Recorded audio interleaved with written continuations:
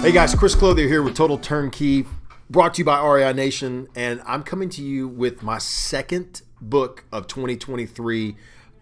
This book is called Set for Life by Scott Trench, who, it's kind of funny. I just realized when I was reading it, and I'm even already looking at my next one, this book, the first two books are written by people that I know, people that have some form of, I wouldn't even call it necessarily a relationship, but I know who they are, intimately familiar with some of their life story. And I decided to review Scott's book because I had never actually read it myself. This was a brand new read for me, but and it confirmed a few things that I knew right off the bat.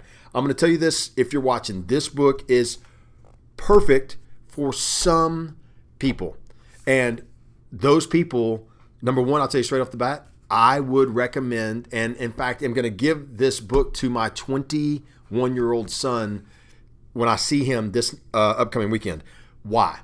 Because the book is written for him. It's written for people that they're not where they want to go yet. They maybe still have a long runway left. In fact, that's a theme that he uses, is this runway for building out. They have a lot of runway left in front of them. Maybe they're not burdened by a lot of bad decisions. Maybe they are burdened by bad habits. This book is unapologetically extreme. It is all about those that want to get to, financial freedom, however you define it. They want to get to financial freedom, but in order to get there, it takes real action. Like that's the thing I love about Scott's book, is that it's not about, these platitudes and all these little sayings and these cute little stuff that a lot of times, people that are financial planners or people that want to give financial advice want to tell you. This right here is unapologetically in your face. So, a guy like me, I've been around the block 2 or 3 times. You know what I mean? I've been up, I've been down, I've had to do, all kinds of different things. In fact, I've had to eat ramen noodle as my dinner multiple nights in a row. And for me, it was a delicacy if you melted an extra piece of Kraft cheese into it. That is the depths that I've been through and the extremes that I've been through to survive and to make it and to, persevere. I think that is what Scott is talking about here. He's talking about that for people that haven't been through that yet. So for me, when I say that I didn't get a lot new out of the book, it's because it wasn't meant to give me a lot new. This was meant for, somebody that is younger, early on their track, ready to make some extreme lifestyle changes, but also understand why. The cool thing about the book too, this is kind of both a positive and a negative. It's dense. He does not hold back. He goes deep into the numbers, into the why. Very explanatory for people that are new into investing in general, not just real estate, but investing in money. I mean, he doesn't skimp.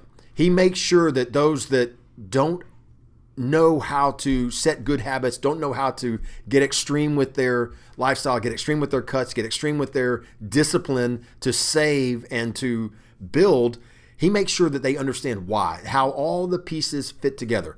But in order to understand it, you gotta battle through, because the book is hardcore. So, it's perfectly for some. It's not going to be perfect for others. And I can tell you that there's a very basic premise to this book. It's something I've said for years.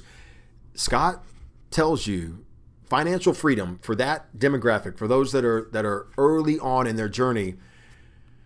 Live like no one else will right now, so you can live like no one else can later. And that's what this is all about. This is about exiting the rat race, putting yourself on a path to financial freedom, being able to make decisions for yourself and do things because you made really, really big, extreme choices now about how to save, how to invest, how to be smart, how to think about every dollar like I want it to be $3 in the future, not, $1 of popcorn today kind of thing. So, Chapter 9, really good. He starts getting into all about investing. He does talk about real estate. He talks about stocks. He gives investors a really good, or new investors, a really good roundabout look at, hey, these are the steps that you need to take to be able to reach financial freedom. Let me finish with this. The guy has credibility. Okay, this is the updated version. So this is his revised edition. And early on in his revised edition, he points out that he did this. I love a little more personal story, a little more personal anecdote, but absent that, he tells you exactly what he did, and he went through it. And as he points out, unless you've made these choices, unless you've gone to these extremes to reach your true financial freedom, you can't explain to others how to do it. That's why this is such a great book. It's firsthand and it's real. If you're out there, you're watching this right now, you find yourself at that early age, you're not reaching financial freedom, you're not on a path to financial freedom, but yet you have lots of time and choices and decisions you can make, get the book, read it. If you're like me, if you are a parent of kids that are anywhere really from 15 to 25 that are still trying to navigate and figure out what they want to do or how they're going to do it, or you want to set them up for success in that financial freedom they want, this is the book for them. Get it for them. In my opinion, great book, good read. I give this one a solid 8 out of 10.